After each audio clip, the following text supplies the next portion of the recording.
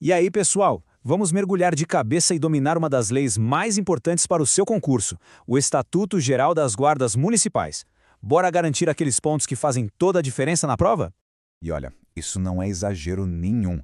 Entender a Lei 13.022 de 2014 não é só mais um item do edital, não. É a espinha dorsal da sua futura profissão e, claro, um passo gigante rumo à sua aprovação. Vamos detalhar tudo o que você precisa saber sem enrolação. Beleza, então. Vamos começar pelo começo, pela fundação, pelo alicerce de tudo. Entender de onde essa lei veio e o que ela representa de verdade é o primeiro passo para memorizar de vez e não cair em pegadinha. Então, qual o ponto crucial aqui? É entender que esta é uma lei federal. Isso significa que ela cria um padrão, uma norma geral que vale para todas as guardas municipais do país. Não é uma lei de um município específico, é a regra do jogo para todo mundo. E de onde vem a autoridade para isso? Vem lá de cima, direto da nossa Constituição Federal. O famoso artigo 144, no parágrafo 8º, dá aos municípios a permissão para criar suas guardas. Se liga na palavra poderão. Isso significa que é uma faculdade, uma escolha do município, não uma obrigação. E a Lei 13.022 é justamente a tal lei que a Constituição fala que iria regulamentar tudo isso. E qual é a alma do negócio? Qual é a essência da Guarda Municipal? Proteção Municipal Preventiva. Essa palavra, preventiva, é a chave de tudo. A principal função da GCM é evitar que o problema aconteça atuando antes, protegendo o patrimônio e, claro, as pessoas que usam os espaços da cidade. Olha só, esse slide aqui é ouro puro para a prova. Resume 4 pontos que as bancas adoram cobrar. Primeiro, a GCM é civil, não confunda com militarismo. Segundo, ela é uniformizada e armada, mas atenção ao detalhe, conforme previsto em lei. Terceiro, a gente já bateu nessa tecla, a função é de proteção preventiva. E quarto, um ponto importantíssimo, a GCM atua respeitando, ou seja, ressalvadas as competências das outras forças de segurança. Ela não substitui a polícia, ela soma esforços. Certo, agora que a gente já firmou a base, vamos entender os valores, os pilares que guiam cada ação de um guarda municipal. Se a natureza é o alicerce, os princípios são as colunas que sustentam tudo. Pessoal, atenção máxima aqui. Esses 5 princípios têm que estar na ponta da língua. Sério, a prova pode pedir para você identificar qual não é um princípio ou te dar um caso prático e perguntar qual deles se aplica. Destaque especial para 2, preservação da vida, que vai ser sempre a prioridade máxima em qualquer ocorrência, e uso progressivo da força, que significa usar apenas o nível de força necessário para controlar a situação, sem excessos. Avançando, agora a gente entra no coração da lei. O que a Guarda Municipal faz, na prática? Quais são as suas atribuições? A lei divide isso de uma forma bem organizada, o que ajuda muito a gente a estudar. Esse slide aqui mostra a lógica da lei. Pensa comigo, a competência geral é a grande missão, é o que a guarda faz. Já as competências específicas são o como ela faz, são as tarefas detalhadas do dia a dia para cumprir aquela missão maior.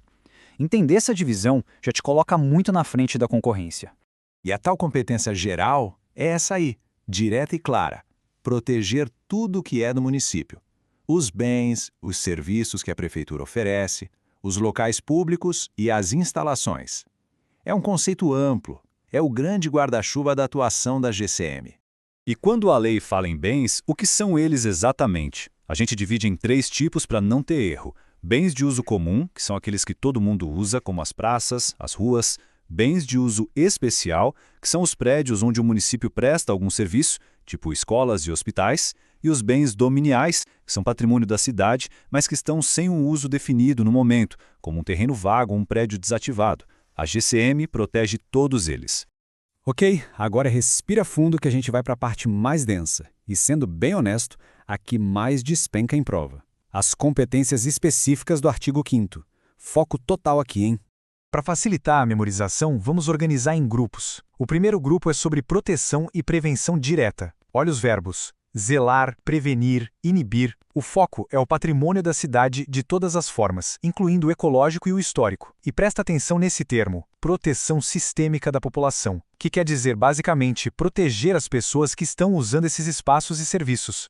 O nosso segundo grupo de competências é todo sobre trabalho em equipe. Repara nos verbos de novo: colaborar, cooperar, estabelecer parcerias, articular-se, integrar-se. A GCM não é uma ilha, ela não trabalha sozinha, ela faz parte de uma grande rede de segurança e de serviços públicos. Essa colaboração não é um favor, é uma competência prevista em lei. E essas imagens mostram exatamente essa realidade. De um lado, o patrulhamento preventivo, a presença constante do guarda na comunidade. Do outro, a capacidade de atuar de forma integrada, em operações maiores, lado a lado com outras forças. Essa é a versatilidade da GCM. E para fechar as específicas, o grupo da ação direta. Aqui a gente vê o guarda pacificando conflitos que presencia, atuando no trânsito, se o município der essa atribuição, claro, atendendo emergências e, ponto crucial, em caso de flagrante delito, encaminhar o autor da infração ao delegado de polícia. E ainda tem o auxílio em grandes eventos e a segurança escolar, mostrando quão amplo é esse trabalho. Certo. Agora vamos dar um zoom numa das situações mais críticas e que é tema certo de questão de concurso. A atuação da GCM em um flagrante delito. O que fazer? Qual é o passo a passo correto?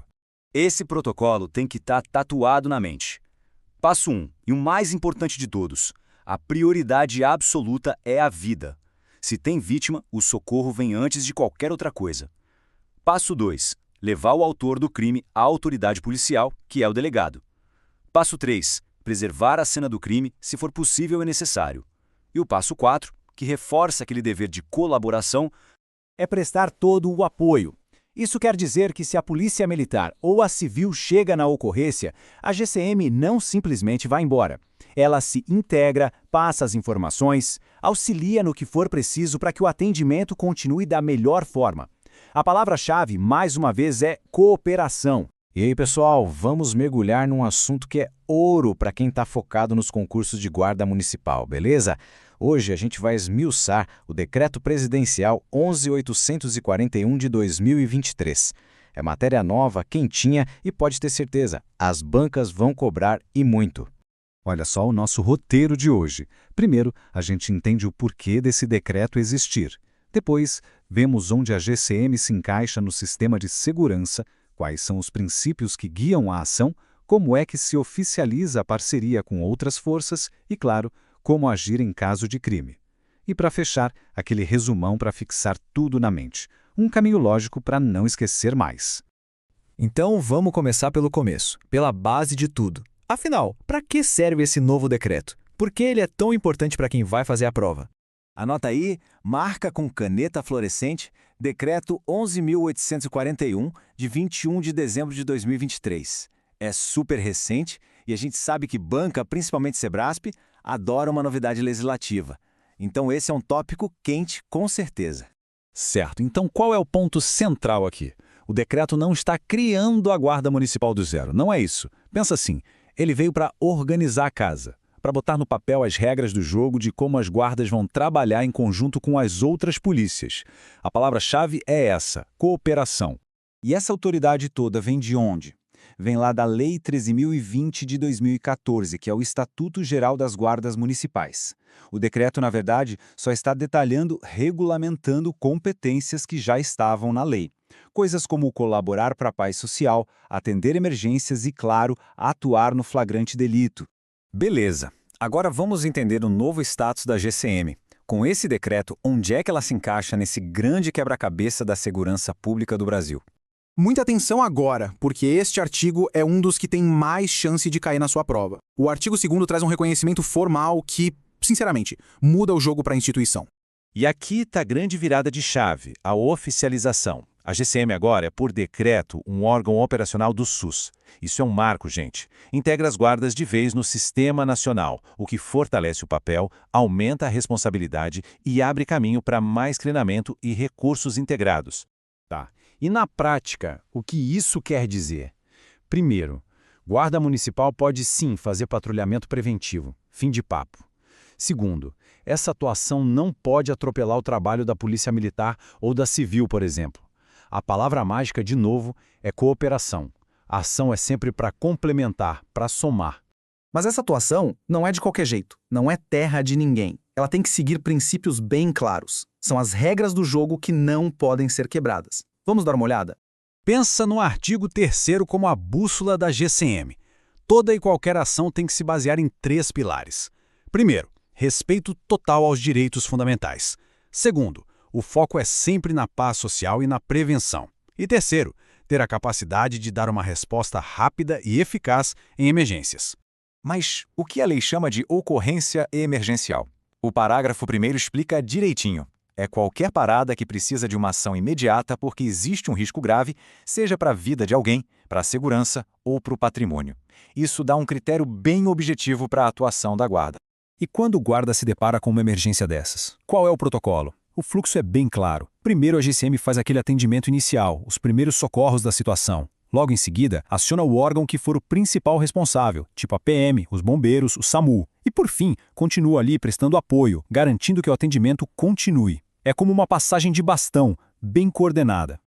Ok, a gente já bateu na tecla de que cooperação é a chave, certo? Mas como é que isso sai do discurso e vira algo oficial? O decreto também pensou nisso. O artigo 4º vem para acabar com o jeitinho, com os acordos de boca. Ele exige que toda a colaboração seja formalizada. Chega de improviso, a regra agora é ter tudo documentado, preto no branco. E o nome desse documento oficial é Termo de Cooperação Técnica. Pensa nele como um contrato que deixa tudo às claras. Quem faz o quê, como as informações vão ser trocadas, quais recursos cada um vai usar. Isso evita briga de competência e garante que todo mundo saiba exatamente o seu papel no jogo. Agora vamos para um dos pontos mais quentes, um tema que despenca em prova. O que um guarda municipal pode e deve fazer quando se depara com um crime acontecendo na sua frente.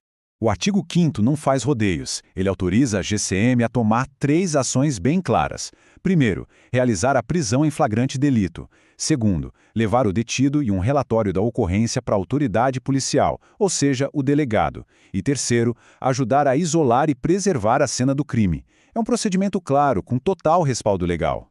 E a base legal para prisão em flagrante feita pela GCM está lá no Código de Processo Penal. O artigo 301 diz que qualquer pessoa do povo pode prender em flagrante.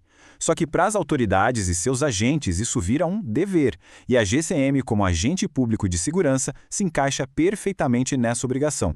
E para não ter nenhuma dúvida, o artigo 302 do mesmo Código define exatamente o que é o flagrante. São 4 situações bem específicas.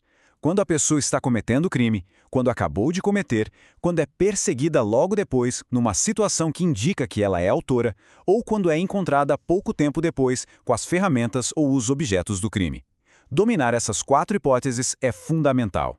Chegamos à nossa revisão final, aquele momento de passar um pente fino nos pontos mais importantes, artigo por artigo. É agora que a gente consolida tudo para não dar branco na hora da prova. Vamos lá. O raio-x do decreto. Artigo 1º. Regula a cooperação. Artigo 2º, coloca a GCM no SUSP e autoriza o patrulhamento preventivo. Artigo 3º, define os princípios da ação. Artigo 4º, exige a formalização com os termos de cooperação. E o artigo 5º, autoriza a prisão em flagrante e os procedimentos que vêm com ela. Anote isso aí, é o mapa da mina desse decreto. Para quem está na batalha para se tornar guarda municipal, hoje a gente vai fazer algo um pouco diferente. Não é só sobre ler a lei, não. É sobre entrar na mente da banca. É decifrar o jeito que ela pensa para criar as questões. Vamos aprender a antecipar as armadilhas. Preparados? Então vamos lá! Olha só, isso aqui resume tudo. Saber a lei de cola e salteado é o mínimo, é o começo de tudo. Mas para garantir a vaga, a gente tem que ir além. O nosso objetivo é entender a maldade da banca, sabe? Prever onde vão estar as pegadinhas. E é exatamente isso que a gente vai fazer agora. Vamos começar pelo nosso primeiro ponto crítico, os princípios. Ah, aqui é um prato cheio para as bancas. Elas adoram pegar uma palavrinha, uma única palavra, e usá-la para transformar uma alternativa certa em uma totalmente errada. Vamos ver como isso acontece na prática. Essa é uma questão clássica, né? Se a gente bate o olho rápido, parece que tudo faz sentido. Todas as opções, de um jeito ou de outro, parecem ter a ver com o trabalho da guarda. Mas é exatamente aí que a banca separa quem leu a lei com atenção de quem só passou o olho por cima. Apenas uma dessas alternativas tem o termo exato, a palavra-chave que está na lei. E aqui está o pulo do gato, a tática da banca bem exposta. A lei é cristalina, o patrulhamento é preventivo. Mas a banca sabe que no senso comum a gente associa segurança com repressão. E o que ela faz? Joga a palavra repressivo ali na alternativa A para te induzir ao erro. É uma isca, uma armadilha clássica. A essência da Guarda Municipal, pelo Estatuto, é a prevenção. Grave isso. Então, qual é a estratégia para não cair nessa? Simples. Memorizar esta lista do artigo 3º. São esses 5 princípios. E pronto. A banca vai tentar de tudo. Vai usar ostensivo, repressivo, o que for. Mas na lei está escrito patrulhamento, preventivo e compromisso com a evolução social. Isso tem que estar na ponta da língua. Próximo tópico, o comando. Olha, se tem uma coisa que banca de concurso ama mais do que a regra, é a exceção da regra. E essa questão do comando da guarda é cheia de detalhes que, se a gente não prestar atenção, pode custar uma questão valiosa. Esse tipo de questão, de preencher lacuna, é um teste puro de atenção aos detalhes. A banca te dá a regra geral e depois pede justamente o quê? O prazo da exceção. É um teste de memória direto e reto. Vamos descobrir qual é esse prazo. Primeiro, vamos firmar bem a regra. O artigo 15 não deixa dúvida. O chefe da guarda tem que ser de dentro da casa, um membro de carreira. Esse é o padrão, essa é a norma. É fundamental entender isso antes de pensar na exceção. E aqui está, o número mágico da exceção, 4. Nos primeiros 4 anos de funcionamento da guarda, e só nesse período, ela pode ser chefiada por um profissional de fora. Não é 1, nem 2, nem 5, são 4 anos. A banca vai testar exatamente esse número. É um detalhezinho que define se a questão vai estar certa ou errada. Vamos em frente. Agora o assunto é controle. Essas perguntas sobre hierarquia, sobre quem toma a decisão, quem fiscaliza, isso sempre cai. A banca quer saber se o candidato entende direitinho quem manda em quem dentro da estrutura da guarda. Dê uma olhada nas opções. A banca mistura tudo. Órgão municipal, órgão nacional, o próprio comando da guarda é para gerar a maior confusão possível. A pergunta é simples e direta. Quem tem a palavra final para tirar o mandado de um corregedor ou de um ouvidor? E a resposta está aqui, na letra da lei.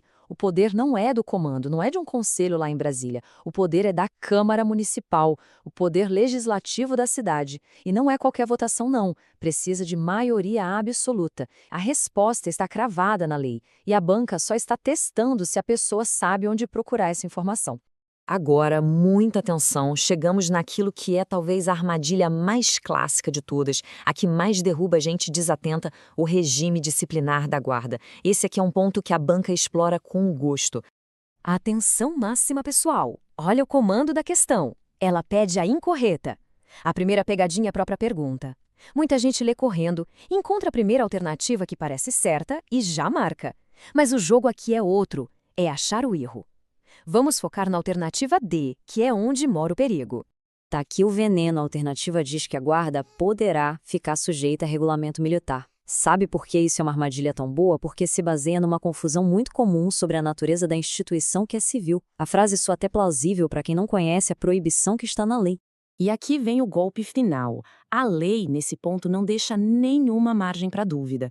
O parágrafo único do artigo 14 é taxativo, é direto ao ponto. As guardas municipais não podem, não é devem evitar, não é de preferência não, é uma proibição absoluta. A guarda é uma instituição civil e seu regulamento tem que ser civil. Fim de papo. Ufa, passamos pelos pontos mais perigosos.